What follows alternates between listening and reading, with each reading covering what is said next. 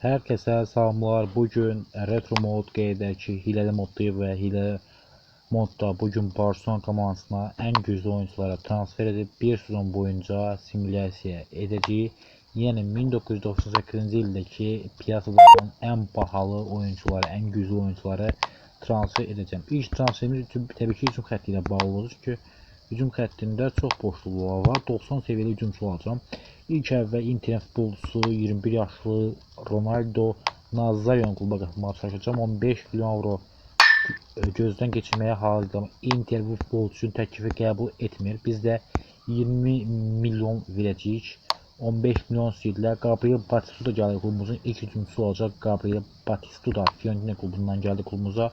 Patrick Kluivert'in yerinə böyük ihtimalle ona şans verəcəyik. Çünki o daha yaxşı olacağım fikir. Bagataq Ronaldo üçün 20 milyon avro verəcəyik, ödəyəcəyik. Görə 20 milyonu 25 istəyirlər, 20 verəcəyik. Baxa görə 20 milyon gələcək, yoxsa yox. Bəli, 20 milyonu qəbul edir və Ronaldo rekord transferi qarşılığında klubumuzun yolunu tutur deyə bilərik. Görə bizə necə bir şəkildə bir xeyir verəcək bu futbolçu. Ronaldo'nun transferindən sonra isə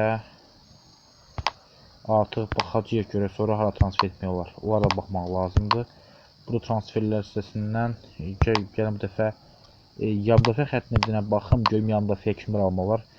Müdafiə xəttinə şübhəsiz ki oyuncular lazımdır. Hazırdakı futbolçumuz Frankie de Boer klubumuzda yer alır, amma sağ bek və sol bekdə futbolçu almalıyıq ki klubumuz daha da güclü bir hala gəlsin. Gəlin baxaq görə müdafiə xəttinə kim var? 90 səviyyəli bir oyuncu yoxdur burada, amma 87 səviyyə oyuncular şübhəsiz ki var. Bunlara kimlər? Məsələn, Rio Ferdinand var, gələcəyin potensial oyuncusu 4.4 milyon avro qarşılığında gələn bu futbolçunu kluba transfer edib 5.4 milyon verib West Ham klubunu almağa çalışdım. Futbolçu gəlmək istəmədi. O zaman 7 milyon verəcəm. Rekord transferlərlə bərabər artıq bu futbolçunu kluba transfer etdik. Rio Ferdinand gələcəyin gənc futbolçusu. Onu Manchester United almamışdı, biz onu transfer etdik və klubun heyətinə qatdıq. Digər bir futbolçumuz təbii ki sol beklə bağlı olacaq. Sol bekdə şübhəsiz ki bir çox dünya ulduzu vardır burada. Məsələn Paolo Maldini. Baxın, dünya ulduzu dedik ki, təbii ki akla gələn ilk futbolçu elə bu futbolçudur. Gəlin biraz pul deməli əlavə edək. Sonra Maldini transferini reallaşdıracağım. Milan klubundan Paolo Maldini klubumuzun yeni üzvü olacaq. 21 milyon avro verməyə hazırıq və Paolo Maldini klubumuza transfer edilən növbəti futbolçu olmuş olur. Xeyirli uğurlu olsun.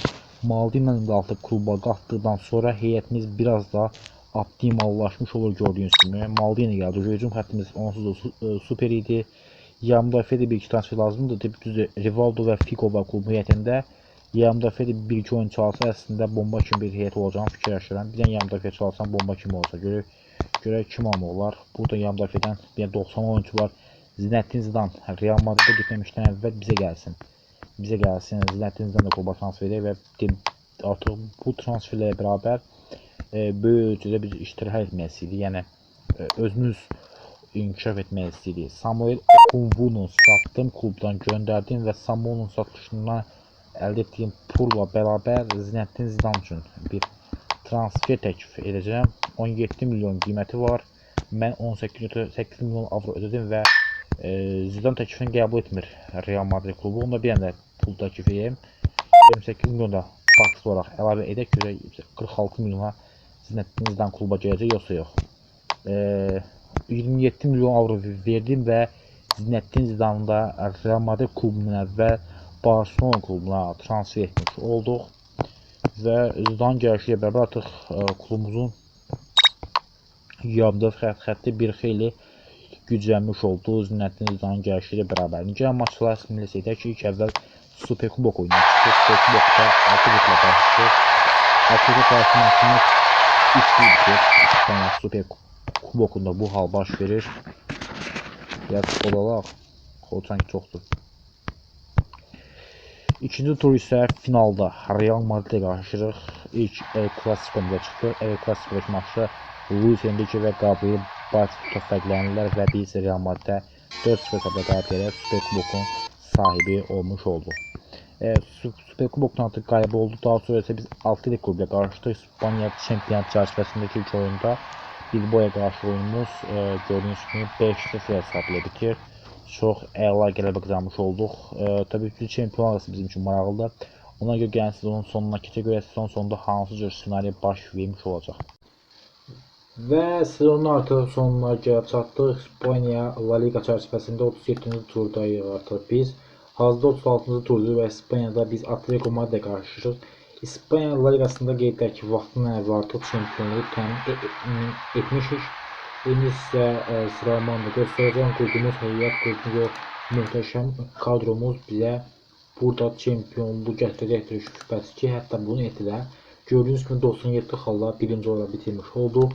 İndi isə keçirik Çempionlar Ligasında bizi Juventus'a qarşı bir oyun gözləyəcək.